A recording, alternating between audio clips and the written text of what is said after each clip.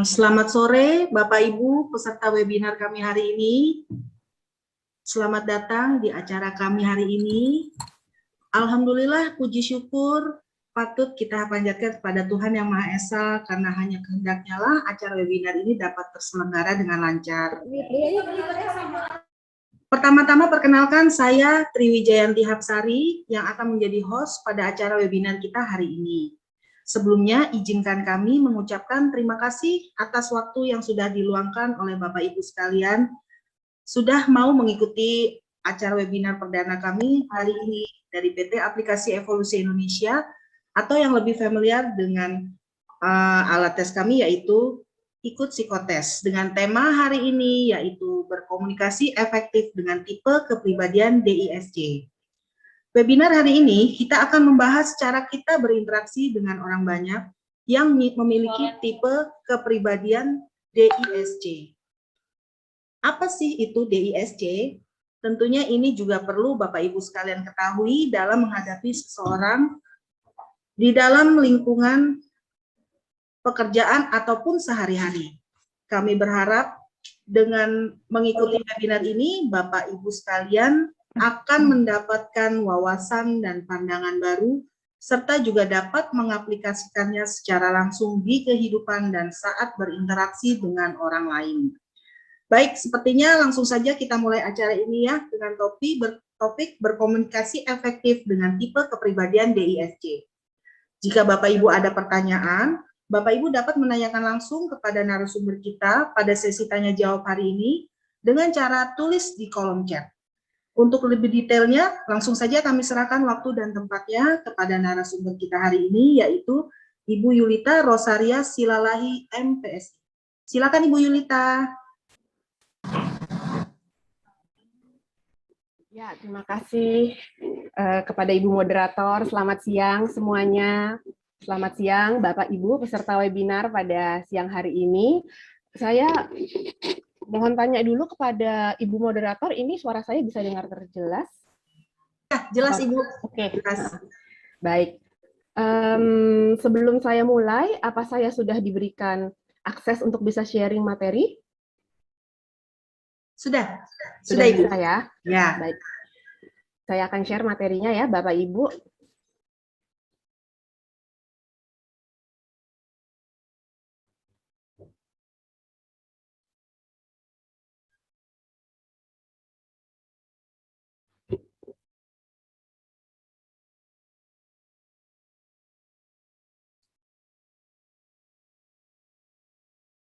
Baik, apa sudah terlihat materi yang saya share? Sudah Ibu, sudah. Oke, baik. Ya, perkenalkan saya dengan Yulita. Kali ini saya akan membawakan webinar tentang berkomunikasi efektif dengan tipe kepribadian DISC. Untuk mempersingkat waktu, kita langsung mulai saja ya. Oke, komunikasi ya. Komunikasi itu adalah kegiatan ya atau perilaku bisa dibilang ya yang sering kita lakukan, bahkan selalu kita lakukan ya Bapak Ibu setiap hari ya.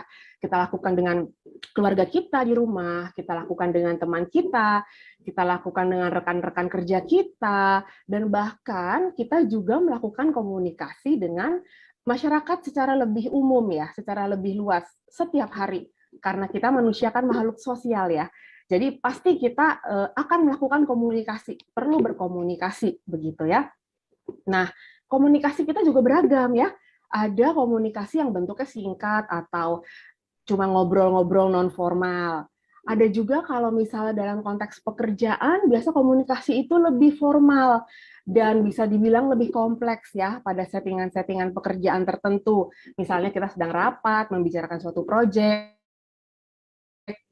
Nah, kita tuh melakukan komunikasi, tapi sebenarnya kita sudah tahu belum sih apa sih yang dinamakan dengan komunikasi, begitu ya? Apakah hanya sekedar bicara saja itu komunikasi, begitu? Nah, untuk itu mari kita lihat sama-sama slide berikutnya, apa definisi dari komunikasi. Dari Kamus Besar Bahasa Indonesia, KBBI, komunikasi itu artinya adalah pengiriman dan penerimaan pesan atau berita antara dua orang atau lebih, sehingga pesan yang dimaksud dapat dipahami dan di dalamnya ada hubungan dan kontak, berarti ya. Sedangkan berdasarkan Skinner dalam Wikipedia, beliau mengatakan komunikasi adalah sebagai suatu perilaku lisan maupun simbolik di mana pelaku berusaha memperoleh efek yang diinginkan. Nah, kalau dari pengertian ini kita bisa lihat dalam komunikasi itu terjadi dua hal, ya, ada pengiriman pesan maksudnya, dan kemudian ada juga penerimaan pesan. Ya, dan dilakukan oleh dua orang atau lebih.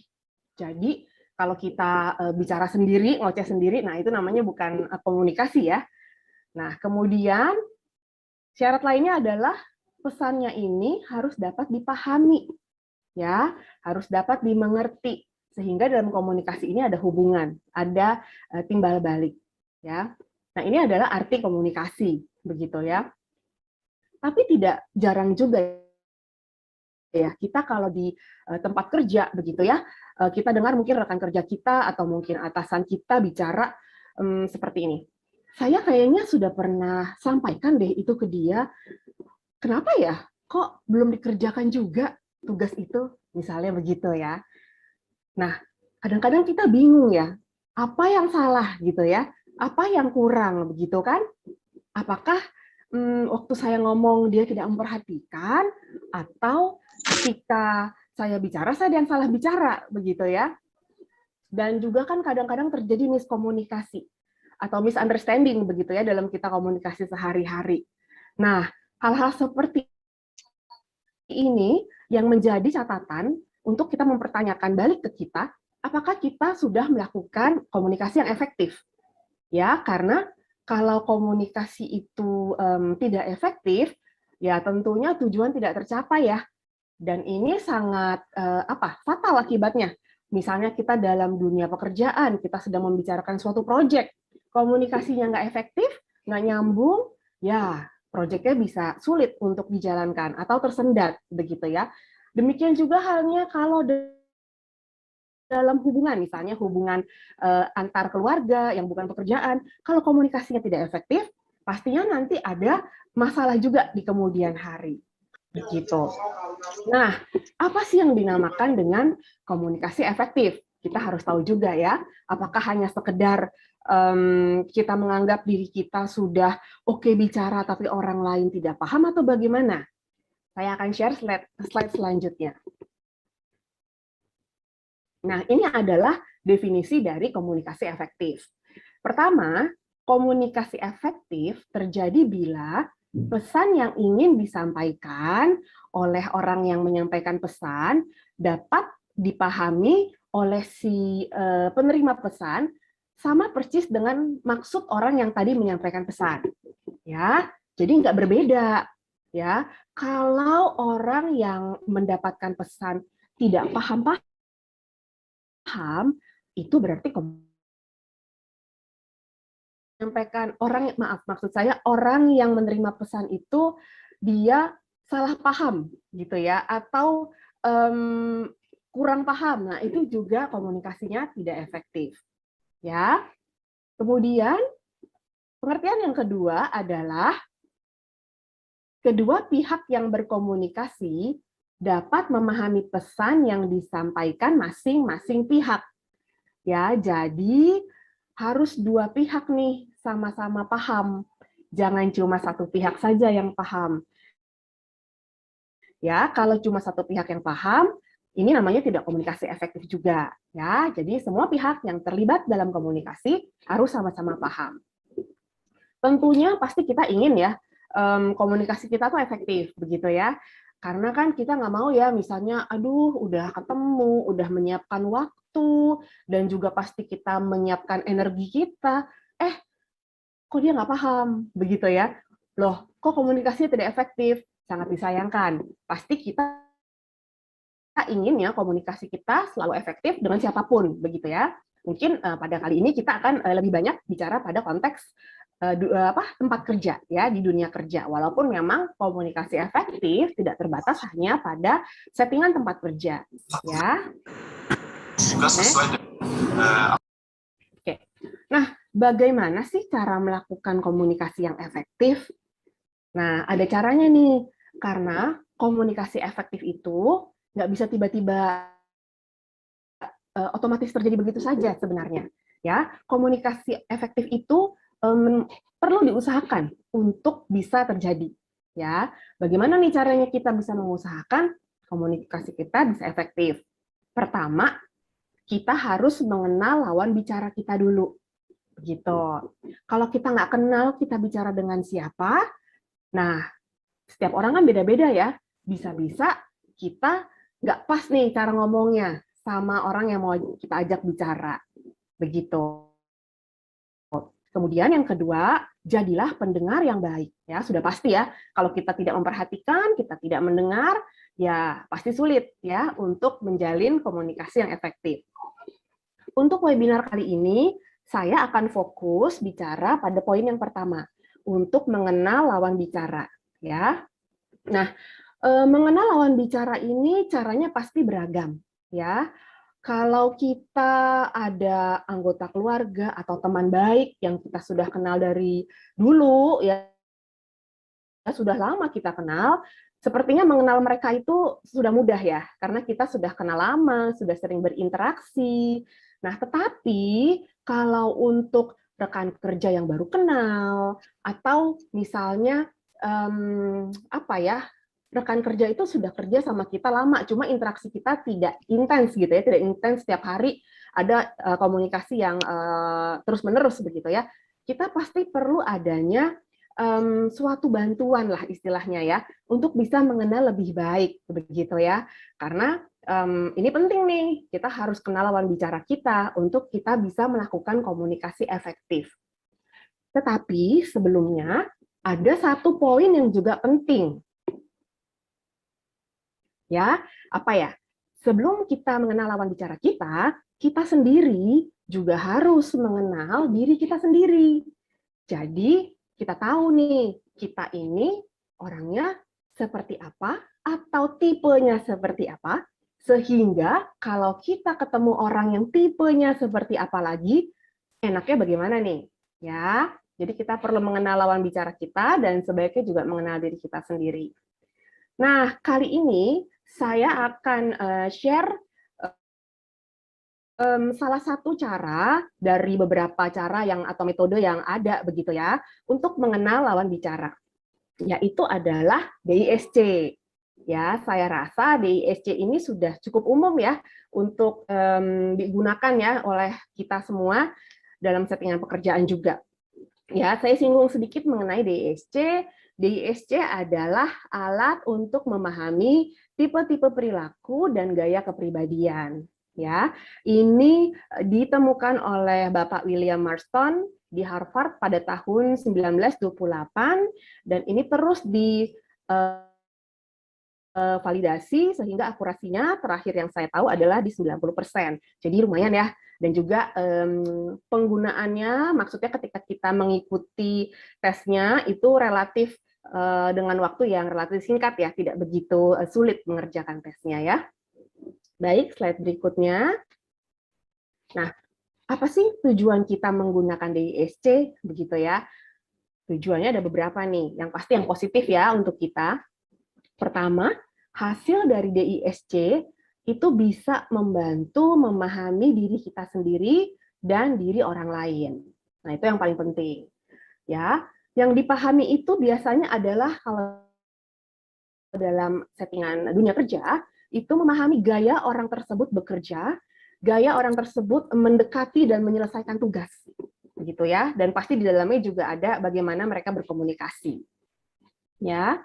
Kemudian, nah ini dapat mengembangkan diri dalam berinteraksi atau berkomunikasi dengan orang lain sehingga ide-ide kita bisa didengar oleh lawan bicara. Ya, didengar tuh maksudnya bisa dipahami begitu ya oleh lawan bicara kita. Jadi DISC ini sebenarnya adalah salah satu tools yang bisa dibilang relatif sederhana dan relatif tidak begitu panjang mengerjakannya untuk durasi waktunya, tapi hasilnya ini berguna ya, bisa kita gunakan dalam kehidupan kita sehari-hari ya. Oke.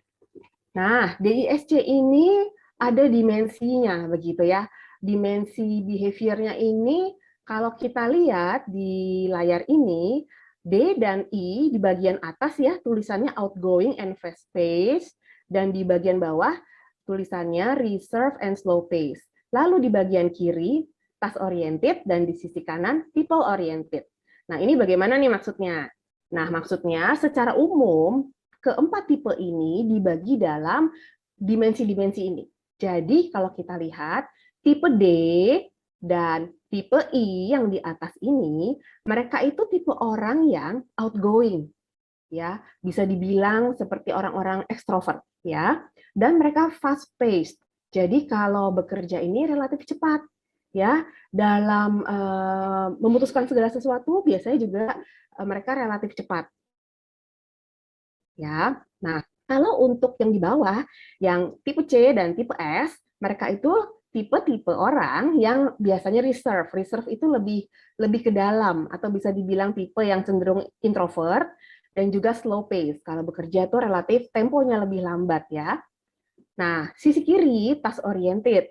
Jadi orang-orang yang masuk di kelompok tipe D dan tipe C ini biasanya adalah orang-orang yang orientasinya itu adalah tugas. Ya, tugas pekerjaan itu menjadi prioritas utama mereka. Makanya bagaimanapun ceritanya tugasnya harus selesai. Pekerjaannya harus selesai, gitu ya. Nah, untuk sisi yang sebelah kanan, ini adalah I dan S, mereka ini yang tipe-tipenya people oriented gitu ya. Jadi kalau pendekatan mereka terhadap tugas itu lebih memperhatikan people-nya dulu. Itu ya, bedanya di situ. Jadi ada apa istilahnya 4 yang membagi mereka ya, 4 dimensi gitu ya. Oke. Next. Nah, kita akan langsung masuk ke masing-masing tipenya ya. Pertama adalah tipe dominance atau kita sebut biasa disingkat tipe D ya. Nah, orang-orang dengan tipe D ini biasanya adalah orang-orang yang sukanya mencari otoritas, ya, sukanya memimpin, sukanya mengontrol orang, tapi mereka nggak suka dikontrol, ya. Itu adalah orang-orang tipe dominance, ya. Mereka suka lingkungan yang dinamis, nggak suka kalau kerjaan itu lagi berurut-urutan, kayaknya kok diulang ya kerjaan saya itu lagi, kurang suka biasanya. Mereka ingin ada perubahan, ingin ada challenge baru gitu ya, tantangan baru nih, proyek-proyek baru, itu orang dominance ya. Mereka tidak begitu suka detail, mereka suka itu lebih ke gambaran besar biasanya. Lalu mereka punya banyak ide dan inisiatif ya, karena mereka orangnya kan tadi dominance ya, ingin mengontrol, mereka inisiatifnya cepat. Jadi kalau lagi kita misalnya rapat nih ya, mau ada project ini, nanti dia yang bisa ngomong duluan. Oke, kita kerjainnya begini, kamu nanti kerjain ini, nanti kita kerjain ini. Nah, itu tuh tipe orang dominan kurang lebih kayak gitu. Mereka pasti punya inisiatif, ya. Lalu mereka suka tugas-tugas yang menantang biasanya, ya. Mereka juga fokus pada hasil, ya. Kembali lagi tadi mereka kan task oriented ya, fokus pada hasil. Dan biasanya menggunakan fakta. Ya, menggunakan fakta, menggunakan data, mereka dasarnya itu bukan perasaan ya, mereka menggunakan fakta. Nah, ketakutan orang dominan adalah dimanfaatkan oleh orang lain, ya. Kemudian karena mereka ini tipe yang mencari otoritas, suka mengatur orang lain, ya, mereka ini cenderung tidak diplomatis, ya. Orang-orangnya ini bisa dibilang agak-agak kaku lah ya, kurang-kurang diplomatis begitu ya. Lalu bergeraknya cepat dan terburu-buru ya. Kalau misalnya mau ngajak rapat, ayo kita rapat gitu ya. Tipenya yang kayak begitu deh, cepat-cepat begitu ya. Dan biasanya cenderung egois ya. Nah, ini kan tipe-tipe orang dengan tipe D. Kita udah tahu nih ya. Terus gimana sih ya caranya kita untuk bisa komunikasi yang efektif dengan orang-orang yang tipe D nih? Saya akan share ya di slide berikutnya.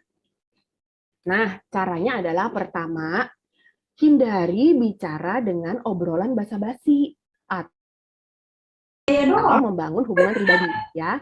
Jadi kalau misalnya kita ketemu dengan orang yang tipenya D, kita nggak usah terlalu banyak, gimana Pak, selamat pagi, kabar Bapak bagaimana? Iya tadi jalanan macet ya Pak, aduh iya tadi saya juga Pak, naik Grab-Grabnya macet, saya harus ganti Grab.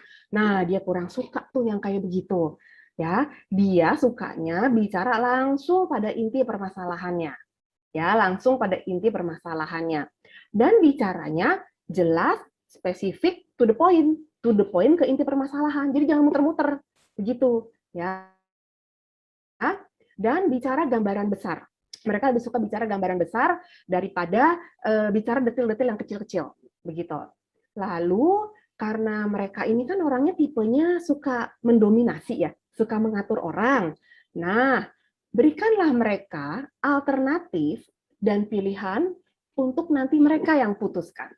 Ya, karena mereka agak kurang suka sebenarnya kalau misalnya kita yang bilang apa ya, kita kerjainnya begini aja ya, gitu. Karena mereka tuh sebenarnya lebih suka kalau sebenarnya itu mereka yang memutuskan, begitu. Jadi kita berikan saja pilihan-pilihannya, ya. Dan berilah fakta secara logis, ya.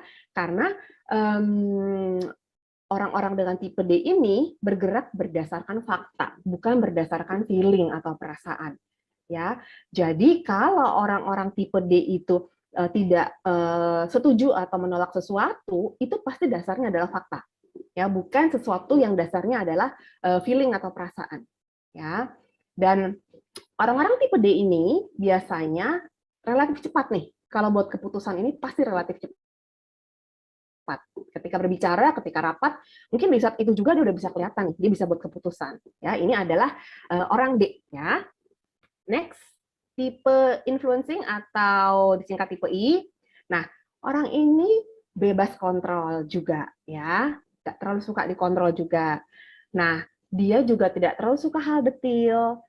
Dia suka pekerjaan yang geraknya banyak, ya, banyak gerak, banyak pindah. Mereka lebih suka pekerjaan yang banyak gerak. Lalu ciri khas yang menonjolnya suka mengobrol, ya, orangnya spontan, ya, suka didengar dan suka tampil, ya, dan people oriented. Makanya ya kalau di gambarnya kan dia kayak tangannya terbuka ya, membuka diri begitu ya. Dan mereka juga ini menggunakan feeling, menggunakan perasaan, tidak terlalu menggunakan fakta, ya. Kalau kita bandingkan dengan orang dominan tadi ya, orangnya ini optimis, ya. Nah, ketakutan tipe orang I adalah kalau dia ditolak, itu ketakutannya.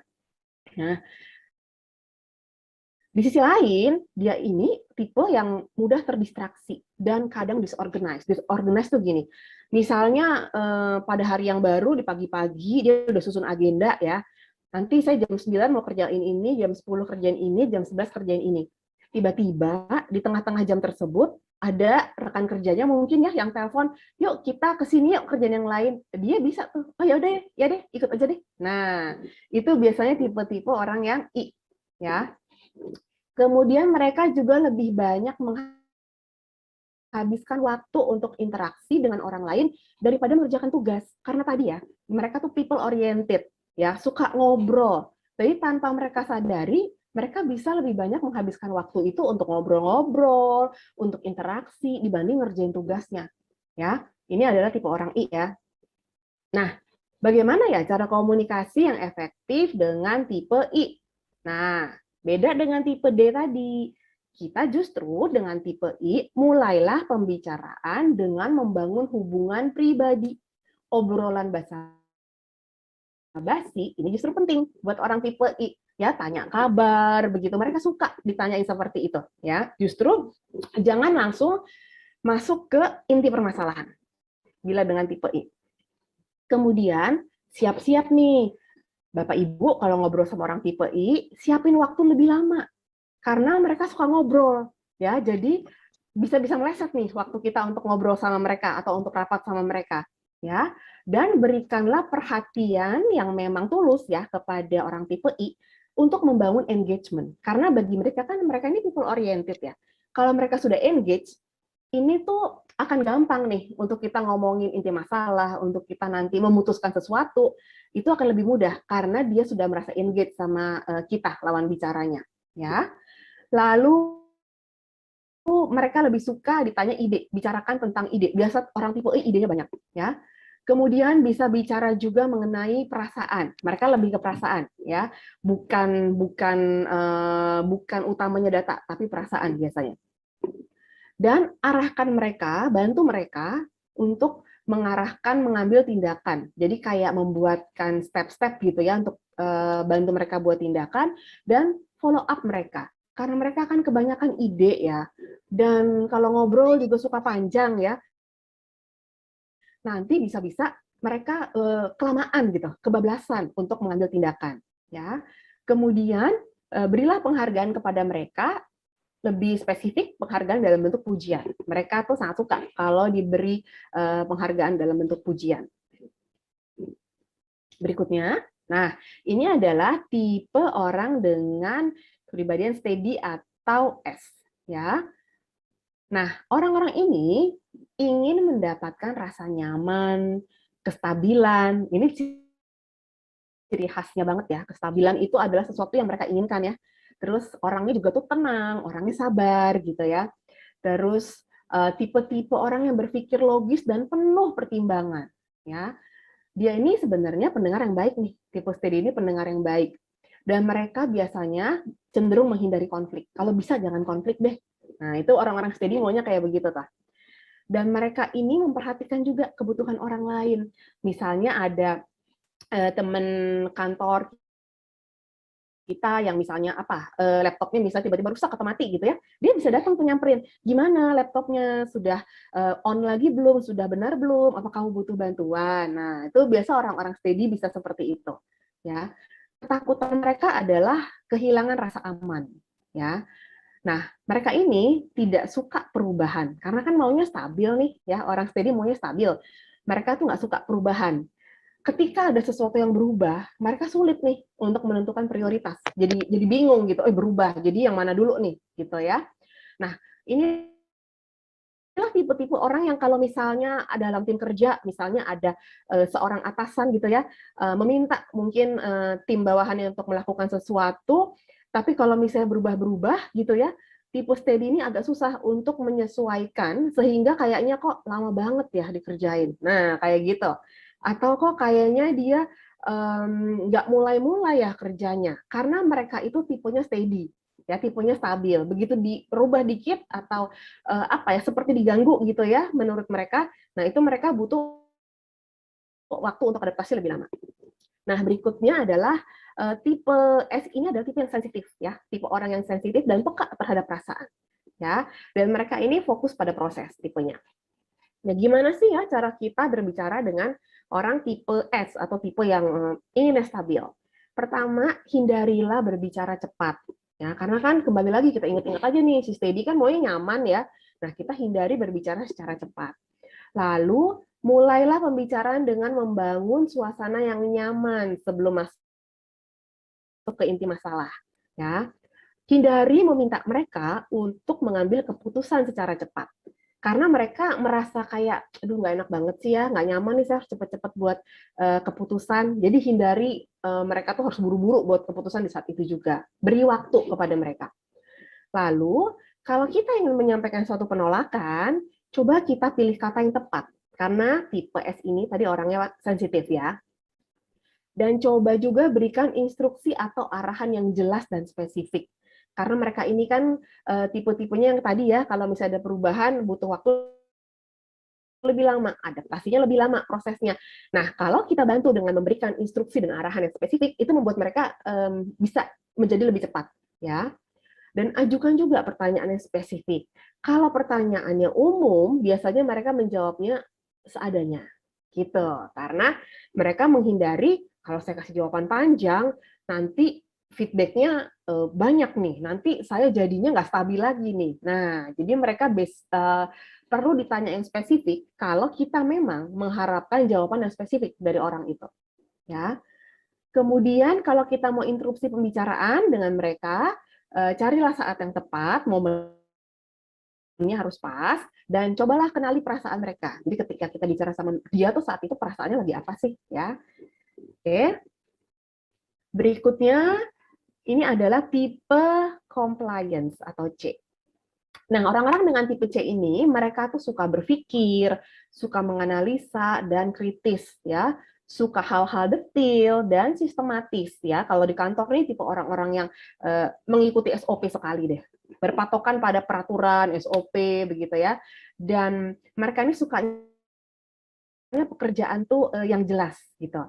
Nah, orangnya ini hati-hati ya karena mereka tuh suka mikir, menganalisa. Jadi kalau mau membuat keputusan gitu, mereka hati-hati karena mereka mempertimbangkan banyak data, mempertimbangkan banyak fakta ya. Mereka bicara sesuai fakta, lalu fokusnya pada proses ya, tapi ingin hasil yang sempurna, high standard ya. Jadi itu yang membedakan orang tipe C dengan tipe lainnya. Ada high standard di dalam tipe C ya. Ketakutan mereka adalah dikritik. Menerima kritik itu mereka sulit ya. Karena menurut mereka sebelumnya itu mereka tuh udah mikir-mikir terus nih, udah berdasarkan aturan, berdasarkan SOP, mempertimbangkan fakta. Lo kok masih dikritik? Nah, mereka nggak suka tuh dikritik. Ya, ini tipe orangnya juga kurang fleksibel juga, sulit menerima perubahan, tadi defensif ya ketika dikritik, dan mereka suka mencari solusi itu yang sempurna gitu. Dan butuh banyak waktu untuk buat keputusan. Nah, gimana sih caranya supaya kita bisa komunikasi dengan tipe C? Pertama, dengan mereka adalah bicara langsung pada inti permasalahan. Ya, bicara secara detail pada fakta dan data. Jadi, kalau misalnya Bapak Ibu mau bicara dengan tipe C, pastiin udah punya data-data dulu ya, udah punya fakta. Karena kalau kita cuma datang ke dia dengan gambaran besar tanpa fakta detail, sama mereka kayaknya kurang didengerin gitu ya. Lalu bangunlah kredibilitas dengan orang tipe C sehingga mereka percaya sama kita gitu. Semakin mereka mempercayai kita orang yang kredibel, biasanya mereka akan semakin mudah untuk engage sama kita untuk nantinya bekerja sama, membuat keputusan dan melakukan pekerjaan lainnya dengan kita. Nah, ini juga sama seperti orang tipe S, hindari meminta orang tipe C untuk mengambil keputusan secara cepat. Ya, karena mereka itu kembali lagi ya, tipenya teliti, hati-hati, kritis, menganalisa. Jadi kalau diminta buru-buru untuk membuat keputusan, mereka juga merasa, aduh ini belum saya pertimbangkan nih, ini kayaknya masih belum saya pikirin. Nah, mereka kurang bisa loh kayak begitu.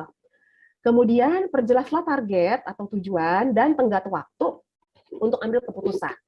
Karena kalau tidak, mereka ini akan pakai waktu cukup lama ya untuk mikir gitu. Akhirnya keputusannya nggak dibuat-buat, tapi kelamaan mikirnya. Jadi lebih baik kita berikan tenggat waktunya supaya mereka ada koridornya ya, ada batas waktunya sampai kapan sih nih saya harus analisa terus begitu. Karena nih mereka tipe orang yang suka nih kalau dikasih pekerjaan yang menganalisa, mencari inti masalah. Ini mereka suka.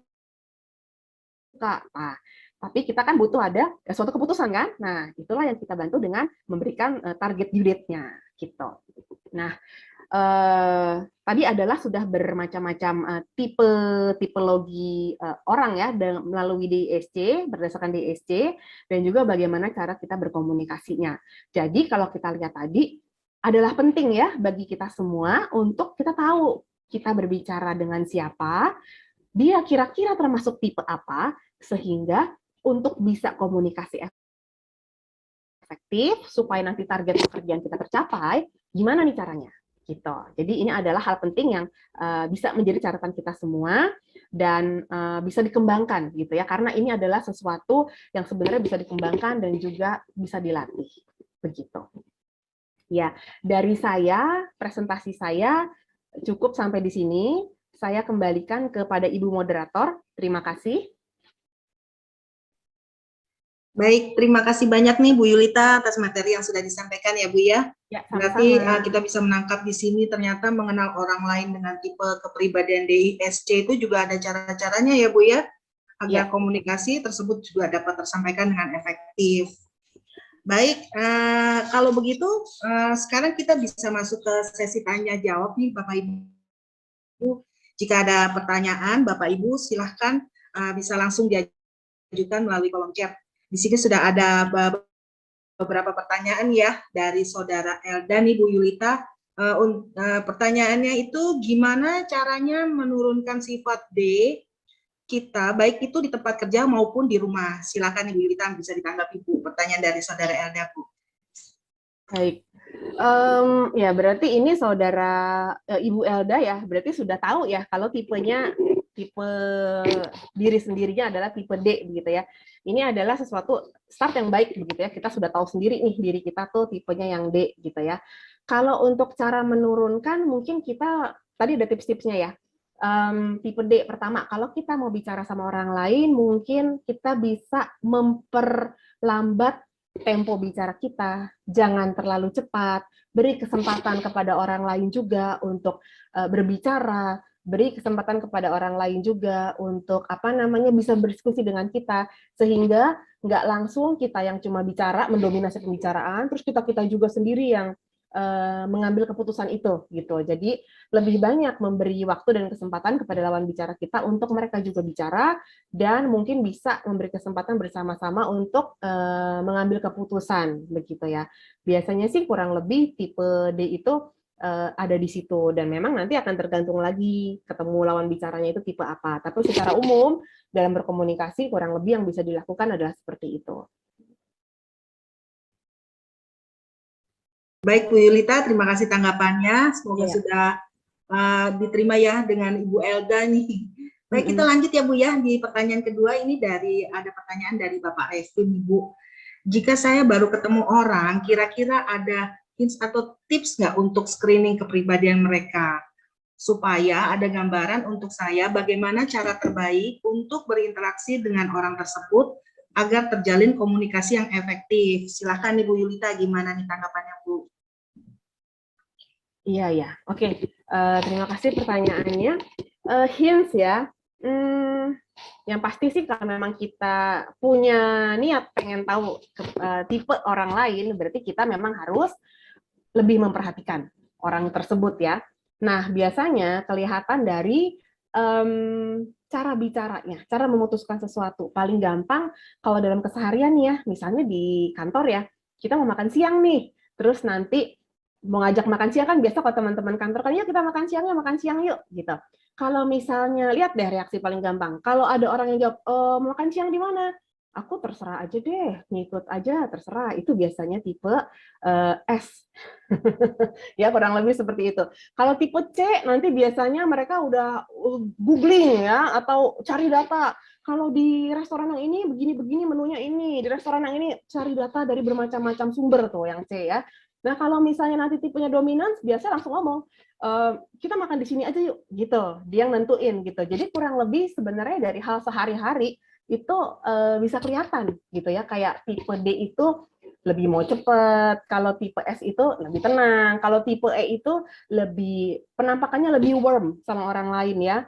Lalu kalau tipe C itu lebih banyak mikir gitu, tapi nanti bisa dilihat di aplikasi kesehariannya, di kegiatan sehari-hari ketika interaksi secara non formal juga bisa kelihatan sebenarnya. Tadi salah satu contohnya aja sih, begitu Bu. Baik, terima kasih tanggapannya nih Bu Yulita. Semoga sudah menjawab ya Bu pertanyaan dari Bapak Revin nih.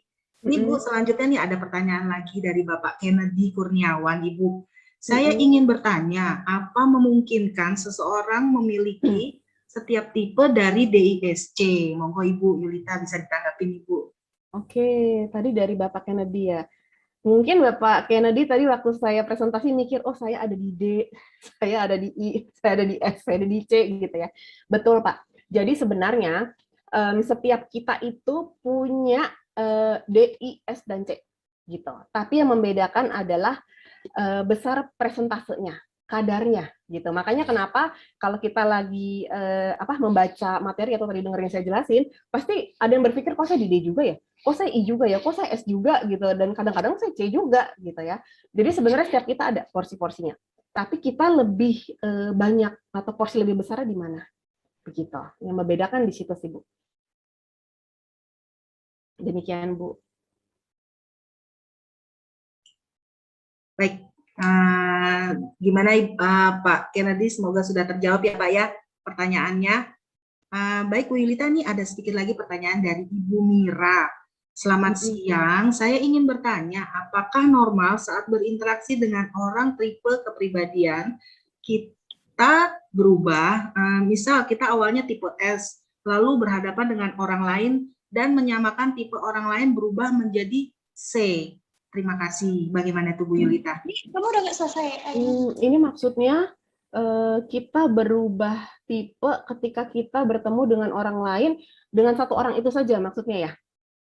Iya, mungkin awalnya dia tipe S, lalu berhadapan dengan orang lain, terus dia merasa mungkin tipe orang lain tuh berubah menjadi C gitu, yang awalnya dia mungkin mengira itu tipe kepribadiannya S, mungkin kurang lebih seperti itu ya Bu ya.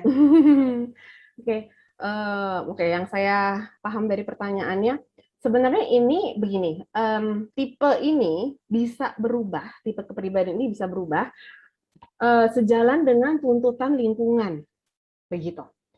Mungkin yang dimaksud dengan Ibu Mira ini, kalau kita ketemu orang yang tipenya, kalau kita ketemu orang, atau contoh paling gampang, kalau kita ada di suatu lingkungan pekerjaan yang menuntut kita harus bertipe D, suatu saat kita akan lama-lama terbiasa bertipe D lagi, bertipe D lagi, bertipe D lagi, sehingga muncul tipe D kita.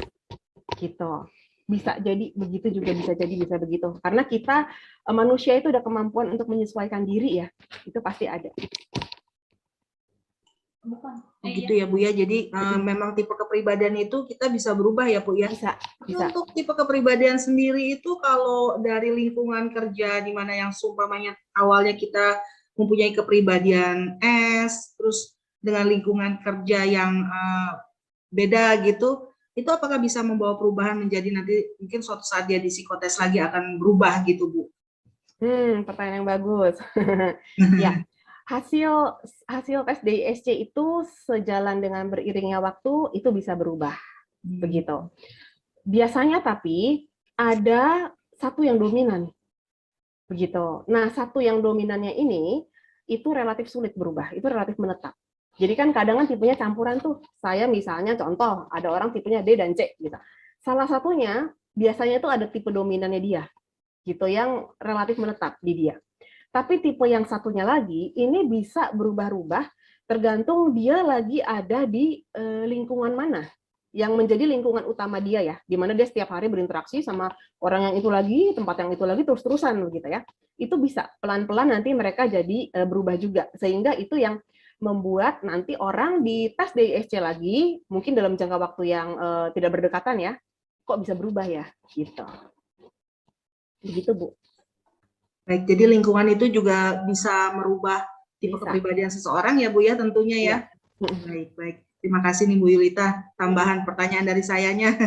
Baik, selanjutnya ini ada pertanyaan Bu dari Ibu Saudara Bapak Sukma Hari Prasetyanto. Iya. Untuk sebuah perusahaan yang sedang menata struktur organisasi, apakah ada sebuah kombinasi tipe DISC yang paling tepat untuk dapat dialokasikan sebagai pimpinan? Catatan, perusahaan kami sudah melakukan pengetesan tipe DISC sehingga ada peta tipe DISC di perusahaan. Gimana nih Bu Yulita tanggapannya Bu? Untuk posisi pimpinan begitu ya maksudnya ya. Ya. Biasanya sih tipe-tipe pimpinan itu memang mayoritas tuh diisi sama orang-orang yang D ya, yang dominance. Karena mereka itu cepat. Kalau pemimpin itu kan biasanya begitu ya, mereka jadi akan ada di depan ya, karena mereka nanti take inisiatif dan sebagainya gitu ya. Tapi bukan berarti apa istilahnya ya, tipe yang lain itu tidak bisa menjadi pemimpin ya, bukan berarti. Nah, kalau untuk perusahaan yang baru ya, sebenarnya sedang menata.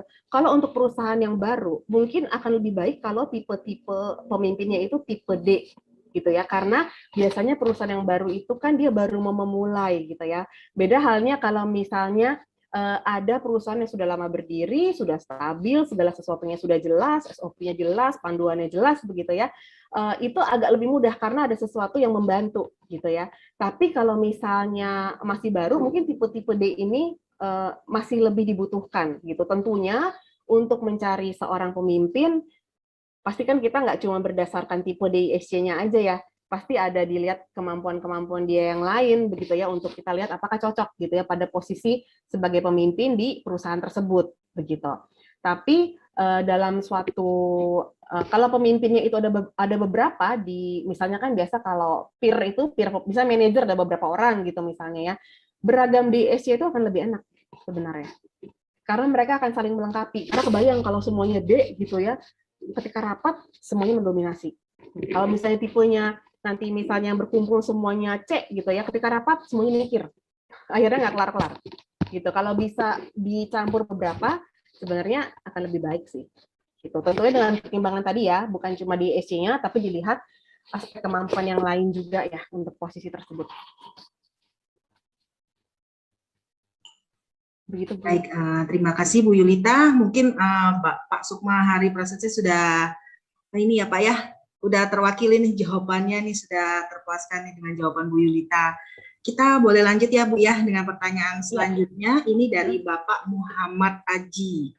Apakah ada kepribadian in between, misal tipe dominan sekaligus tipe compliance?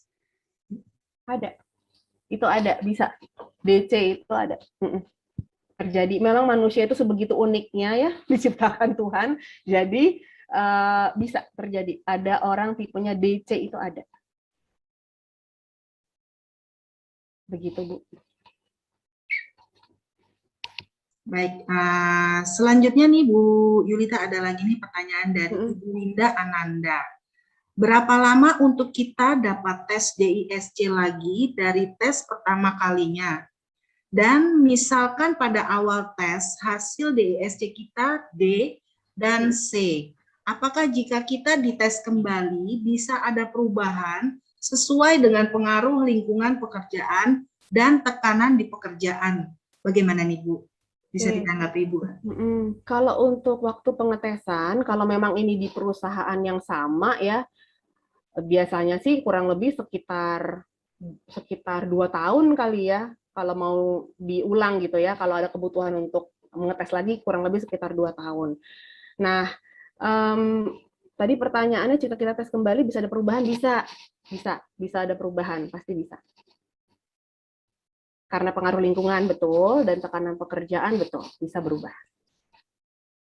Pak Gusti yang tadi itu belnya CNC SD 5000 BPO atau belum? Berikutnya Bu.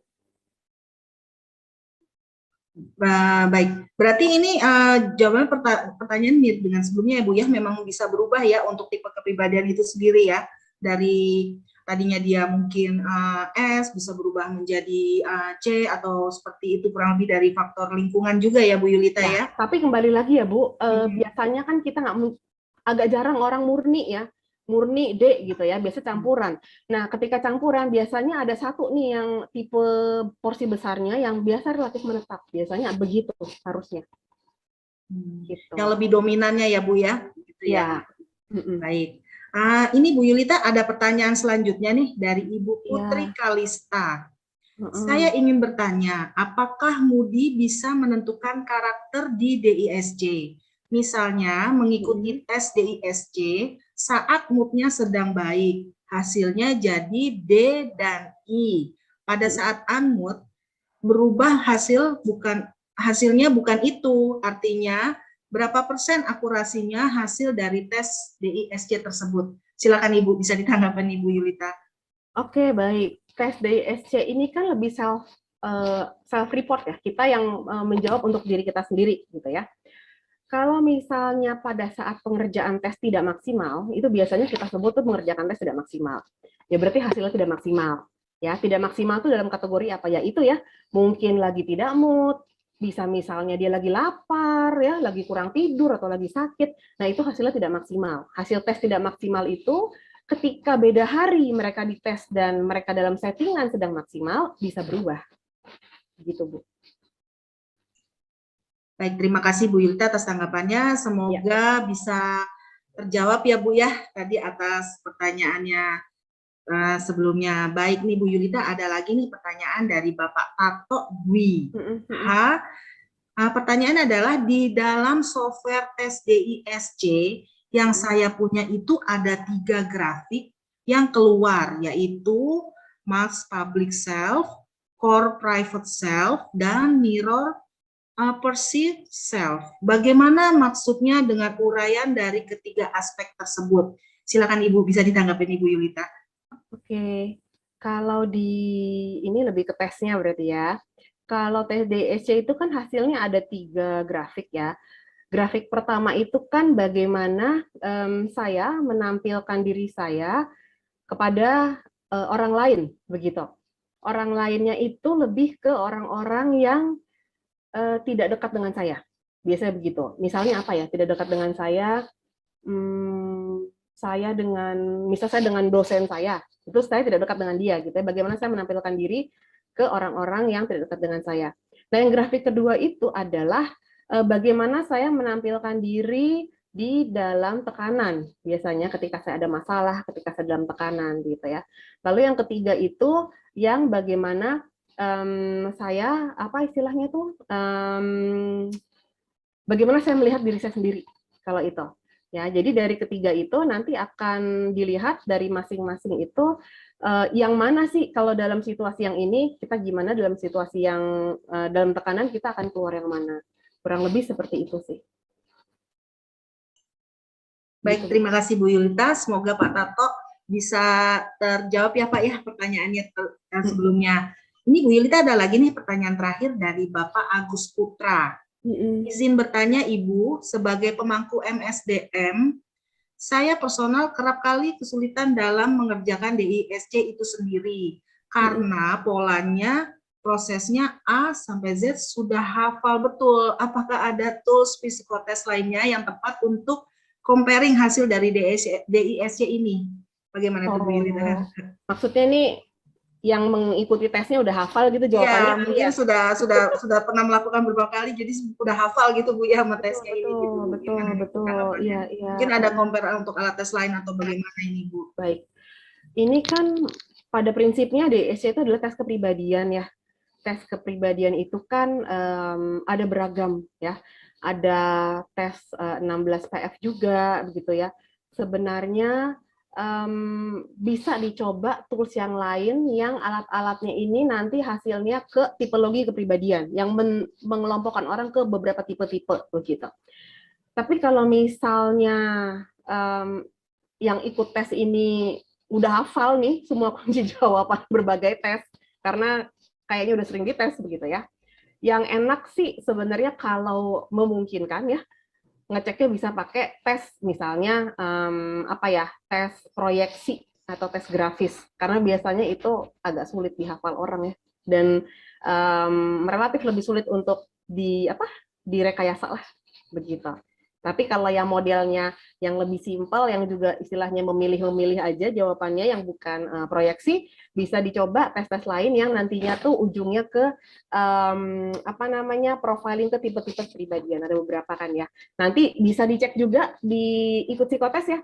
Ada tes kepribadian juga selain DISC, ada tes-tes lain juga yang pengerjaannya juga relatif mudah, hanya tinggal klik-klik pilih jawaban yang nanti hasilnya kurang lebih nanti akan seperti DISC, menggolongkan orang ke tipe tertentu untuk kepribadiannya. Begitu, Bu. Baik, terima kasih Bu Yulita atas jawabannya. Semoga ya. Pak Agus Putra sudah terpuaskan ya Pak ya dengan jawaban dari Ibu Yulita. Baik, kalau begitu mohon maaf sekali atas keterbatasan waktu untuk sesi webinar kita hari ini. Kami hanya mengambil 5 pertanyaan saja. Semoga dari 5 pertanyaan ini dapat mewakili pertanyaan dari Bapak Ibu semua ya. Baik, Bu Yulita mungkin sebelumnya ada yang mau ditambahin lagi Bu? Saya rasa cukup. Kalau ngobrolin DISC ini bisa panjang atau lebar memang. Iya, memang menarik banget ya Bu ya betul, untuk dibahas nih DISC ini. Iya. Baik, kalau gitu Bu Yulita terima kasih sekali atas masukannya dari Ibu buat kita semua dan terima kasih sudah dapat hadir di sini Bu ya. Ya, terima kasih sama-sama. Ya, baik. Nah, sekarang kita sudah berada di ujung acara webinar hari ini. Sekedar info dari kami bahwa Ikut Psikotes menyediakan fasilitas untuk psikotes online, yang mana di dalamnya terdapat tes DISC dan masih banyak lagi alat tes psikotes lainnya, yang tentunya sangat berguna untuk Bapak Ibu sekalian. Sebagai bonus kami juga akan memberikan untuk Bapak Ibu free trial untuk 5 peserta. Jadi Bapak Ibu bisa langsung saja mendaftar ya Bu ya, hubungi di admin ikut psikotes selesai acara ini. Baik, kalau begitu saya mewakili panitia memohon maaf jika dalam perjalanan acara ini ada hal yang kurang berkenan kiranya di hati Bapak Ibu sekalian, dan harapan kami semoga dari sesi webinar kita hari ini Bapak Ibu sekalian mendapatkan bekal tambahan dan dapat lebih baik lagi dalam berkomunikasi secara efektif dan tentunya dapat lebih mengenal orang lain dengan tipe kepribadian DISC. Baik, terima kasih dan sampai jumpa lagi di acara webinar ikut psikotes yang akan datang. Terima kasih Bapak Ibu sekalian sudah hadir di sini. Selamat sore. Terima kasih Bu. Ya, Putri, selamat sore. Terima kasih. Terima kasih Bu. Ya, terima Ya, kasih. terima kasih. Terima kasih, selamat sore.